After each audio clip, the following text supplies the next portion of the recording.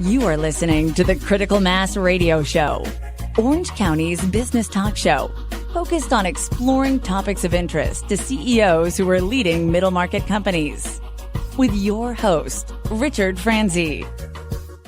And welcome to this edition of Critical Mass Business Talk Show, Orange County's longest running business talk show. I am super excited to be here. We're going to have a great conversation with Michelle Beauchamp. She is the founder of the Champ Group. And I'd just like to say, Michelle, welcome to the program.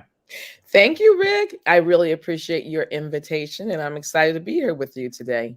We've had a chance to get to know each other in preparation for being a guest on the show. And the more I get to know Michelle, the more I realize how valuable the work that she does is for companies. And I'm super enthusiastic to have her talk a bit about what she does. But before we get there, let's talk about you as an entrepreneur. You started your entrepreneurial journey 6 years ago. And I'd like to know, take us back. What was the original motivation for you to begin to plan your business 6 years ago?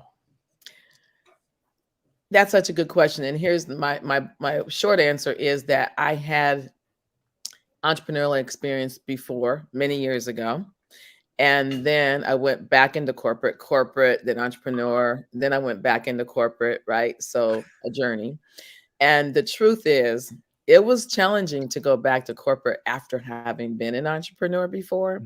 But I stayed there for 10 years. So I did do it for 10 years. But for really about 8 of the years, I really knew that that wasn't where I wanted to end up. I really knew that what was important to me was to be able to really help other people grow and learn and succeed. And I didn't feel that I could do that in that corporate environment that I was in. So my interest and my desire didn't lie within the purpose of the job.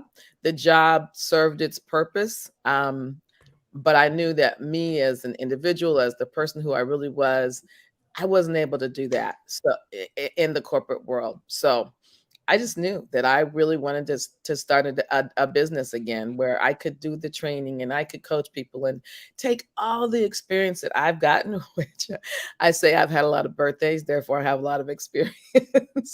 So what I thought, you know what, wouldn't it be great if I can help other people through the experience that I've had? I want to back up for a second. Sorry about that, Michelle. But I agree with you that many times when entrepreneurs get a taste of what it means to run your business, it's hard to become an employee again. So let me just ask you, if you wouldn't mind, why was it that it was hard to go back to a job after you've been an entrepreneur? A few reasons.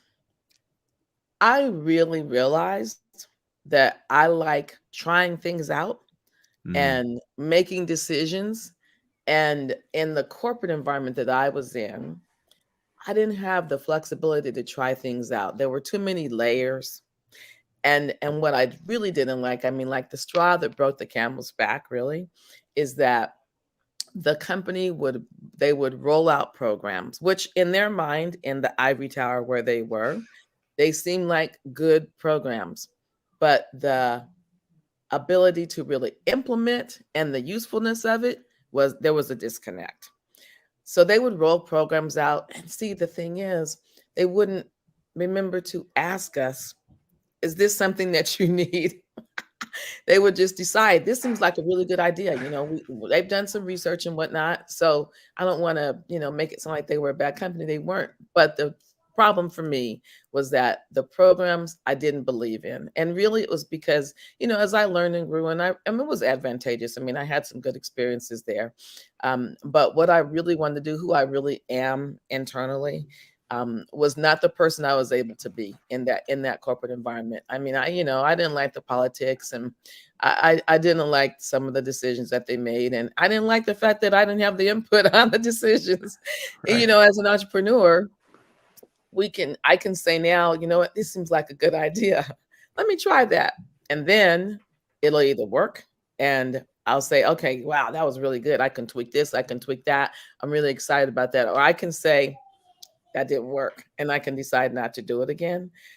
I didn't have that flexibility in the corporate world, and mostly it's because I didn't have the ability to be able to really, one thing that I say in my business is that the company is called the Champ Group, and what I love to do is to help people unleash Mm. their inner champ, and I didn't feel like I really had the ability to do that in that corporate environment. So I wasn't excited about it. I wasn't energetic about it. Now I wake up in the morning and I'm excited about the morning, and that wasn't always the case.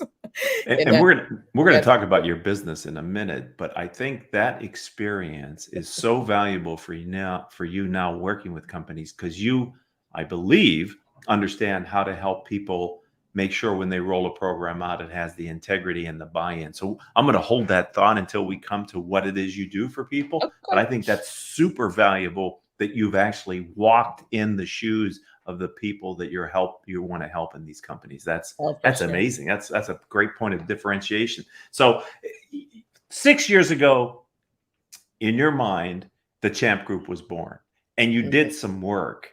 But really, 3 years ago, you decided it is time to walk again on my own and to bet on myself. And so I wonder what happened and what gave you that confidence? Because it takes a lot of confidence, ladies and gentlemen, to launch your business and to Yeah. maintain it. What happened? I think it was enough years of continuing to feel like I really didn't matter that much in the organization.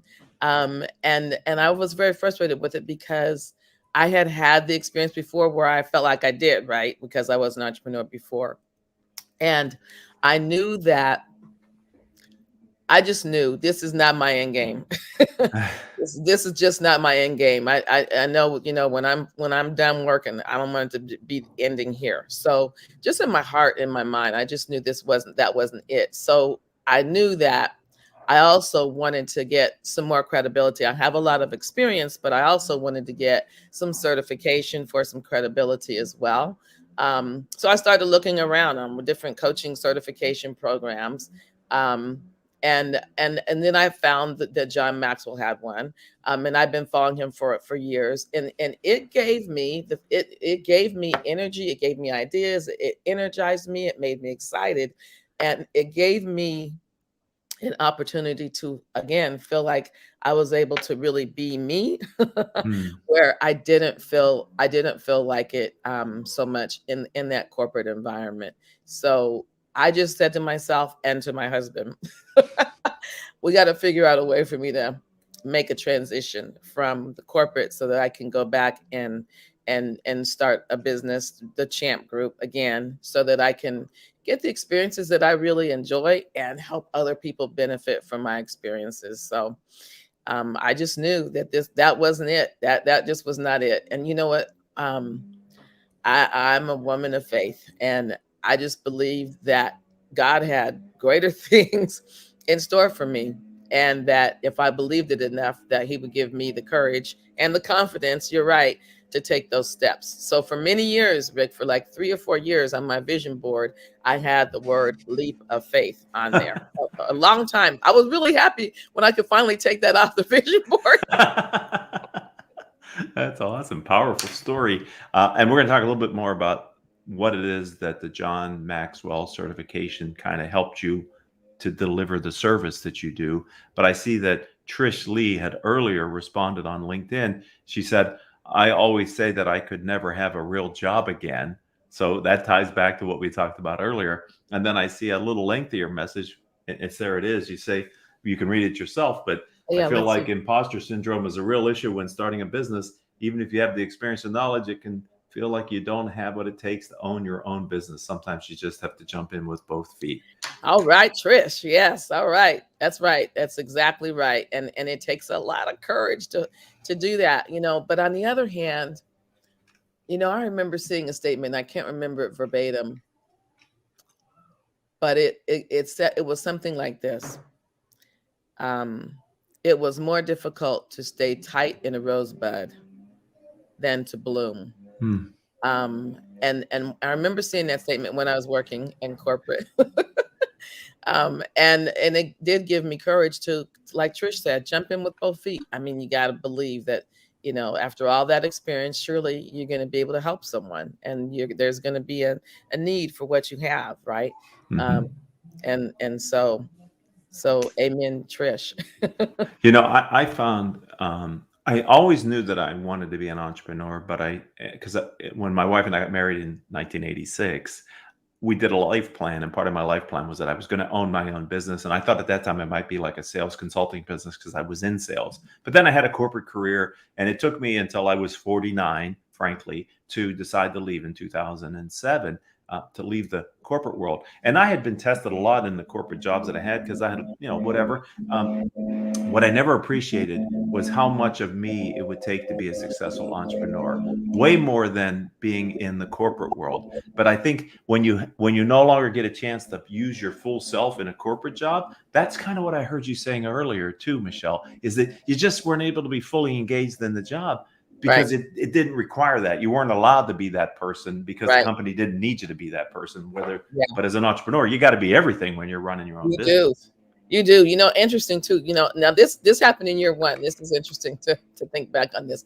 In year one of my job there, I remember that I was asked a question. And so I gave some thought to it, and I thought, okay, I'm excited that, she's asking me for my opinion. And I remember that I gave her my opinion, and she said, we don't really need for you to really plan things out. We just need for you to do your job. And so Wow. that was year one, and I did work there for 10 years, right? And luckily that wasn't always my experience, but it was a red flag early on. Okay, this is not going to be the environment where creativity is required. Right. And it was a sales leader, so this is really only about you setting an environment where you help your team make your numbers. That was clear to me. It was Uh-huh. clear to me. And we're going to talk about what it is you do because I was really fascinated to learn what you're doing in an area that's getting a lot of discussion in all size companies. But before we do that, I want to recognize Leo Batteri, who said, I think many women have the substance yet lack the confidence, while men have the confidence without always Mm. having the goods to back it up. We can learn from each other. All right, Leo. The power of peer learning, right? There it Oh, is. yeah, And that's a yeah. great segue into talk to us about what you're doing today as a consultant for the companies in the area of diversity and inclusion, DEI. Okay, okay, yeah. Thank you. I love the comments that I love the comments that we're getting too. The DEI for belonging. It's evolving, and so I added DEIB really to my mix of leadership development last year. What occurred to me, Rick, was that I already do development and training in things like empathy and listening and treating people as though they want to be treated, Mhm. um, learning how to respect. So I already trained in that. That was my leadership training. What I saw was happening last year with so much social and racial injustice and people really demanding to be treated the way they felt they should be treated. It dawned on me that I could incorporate the leadership skills I already developed into diversity, equity, and inclusion. And so I found a program. I got licensed in a program and called Everybody at the Table. And just really started studying it. And also the other reality I had was, yeah, I've been living that all my life. I mean, I have some personal stories of experiences. I have experiences that are relevant in this realm. So I decided to add that to my mix. What I am finding is that actually has been the core part of my business this year. When I really stop and think about it, that has been a core part of my business this year. And let me tell you that I'm so excited about that because it means that companies who are willing to take this on, it's a hard subject. It's really hard. And it's hard because we live in a society where people are emotional about it. Some want to acknowledge some things, some don't. And it's very emotional and very personal. We've all grown up in different households with different values and different beliefs. And when we talk about leadership overall, we talk about how to identify qualities, what kind of traits you should have as a leader. Um, and that's also challenging, but not nearly as challenging as what kind of biases might I have, which maybe prevented me from hiring someone or promoting someone or even involving someone in a meeting that I don't really feel comfortable with because I don't understand where they're coming from. So what I really appreciate is doing this work now because in my hopes are that it will help everyone learn to appreciate each other more and work together more effectively. So this work is very important to me, and I see that companies are taking a look at it, and some companies are embracing it. And you know what? It's a journey. So it's not like how the sexual harassment training that every company has to do. It's a 2-hour training, and that's a check the box kind of thing, right? And this is definitely not that. And to be honest, neither is sexual harassment. It's just that there is this requirement that you have to do a 2-hour training, but that's not enough either, really. So companies who are willing to take this on recognize that it's hard and it's so valuable because people will feel safe. And when you feel safe and when you feel like what you do does matter, see, I didn't feel like what I did mattered in that corporate, right? I didn't feel like it mattered. When you feel like your work really matters, then you become more engaged and you really show that you care. I mean, and you want to stay there. I mean, we're not here to talk about the Great Resignation, but I tell you what, the Great Resignation is a big red flag for companies to recognize that the days are gone where the leader barks orders and people respond. Those days are gone. Thank goodness, right? I mean, I Yes. bet I bet you can think of some people who used to operate like that. I know I can. And thank goodness those days are gone. Yes. So the leadership and the diversity, equity, inclusion, all those go together. And really it's about helping people feel like they are the special individual that they were created to be at the end of the day. Thank you. And because I knew I was having you on the show, we created a poll earlier this week, and we asked this question: is it your experience that the investment in diversity and inclusion, DEI, is worthwhile? And we gave everybody 3 choices: a simple yes, a simple no, or only when top executives believe in it.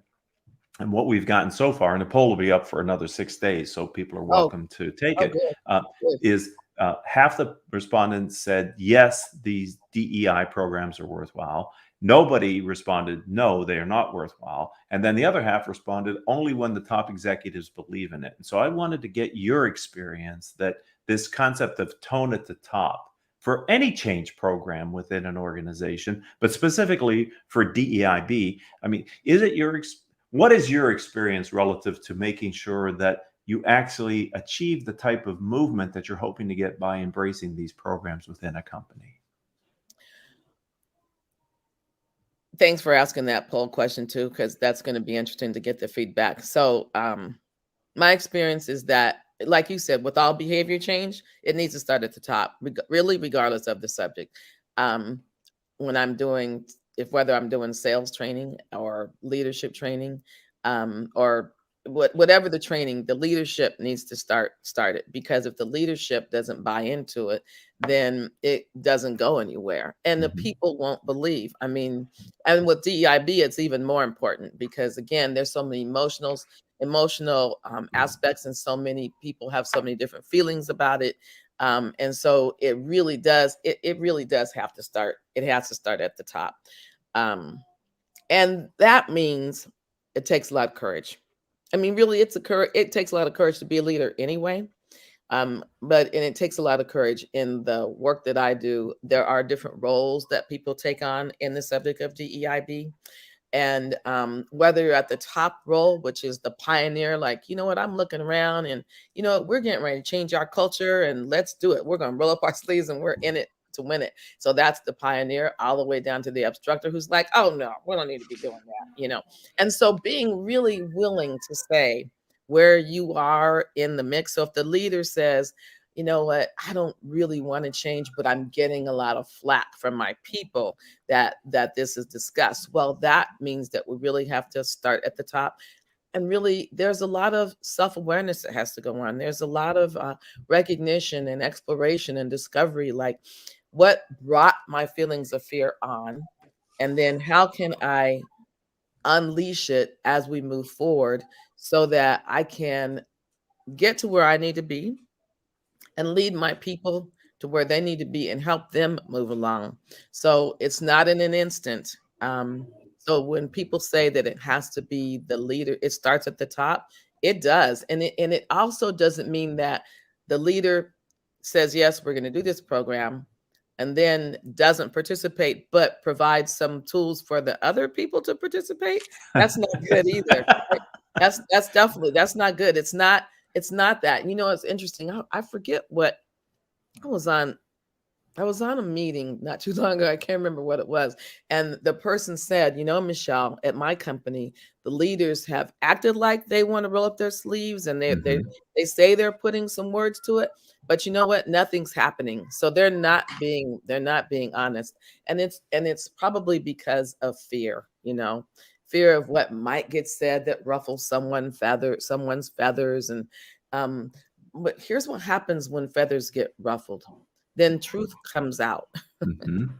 And so as companies become more vulnerable, more willing to say what they think without being judged, and being willing to know that they can keep taking steps forward and grow, then they will be doing themselves a favor, and they'll be doing their companies a favor by removing the mask and showing who they really are and how they can move forward. All of us are a work in progress, Right. right? None of us is perfect. All of us is a work in progress.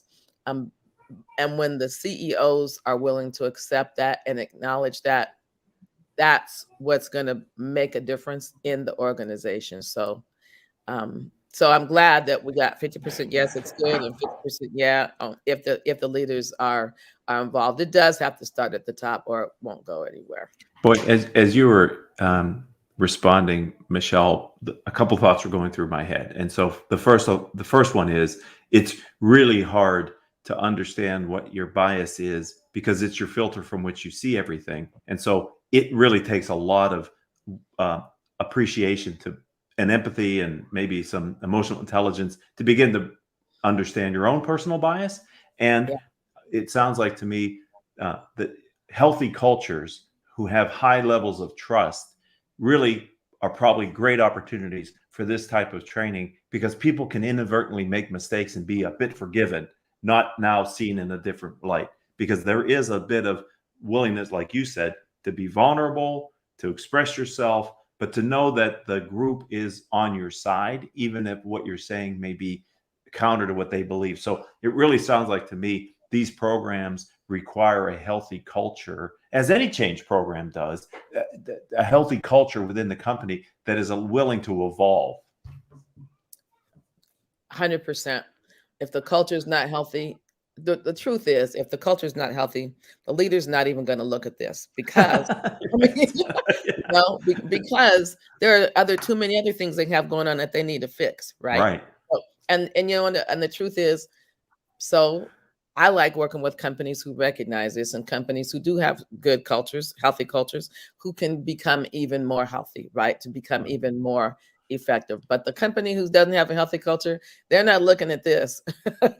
They're not looking about how to strengthen they're not looking at just how to strengthen the diversity or the equity or the inclusion, which means people won't feel like they belong, right? They're not they're not engaged. You said it earlier. I think the single best competitive uh, differentiation a company can have is a truly engaged workforce, because it shows up in so many ways, and the ROI on that is unbelievable. And when you look at the incoming workers, there's so much more diversity in your workforce that what it sounds like you're talking about here is just becoming future ready for the makeup of your workforce of tomorrow. Maybe it's not the workforce of yesterday or even today. So this isn't something that isn't already happening. This is a realization of that is what America now is, and embracing it to create a culture that allows everybody to contribute to their fullest potential. Yeah, Rick, so this is kind of an alarming statistic when you think about it, but then so by 2025, so we're almost at 2022, right? Right. Then 75% of the workforce is projected to be millennials. So millennials, they grew up with more accepting of people who are different, right? And they expect to work in environments where people are different.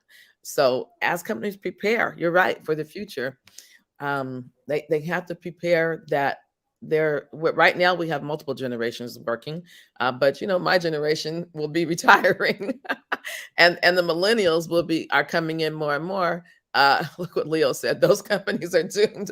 They are, and so it'll be really good for companies to recognize, I got to look forward, I got to look ahead, and I have to hire people who are different. Different genders, different races, different personalities. We got to take a look at what we have and what we need, and be willing to say we need to diversify with a lot of different with a lot of different things.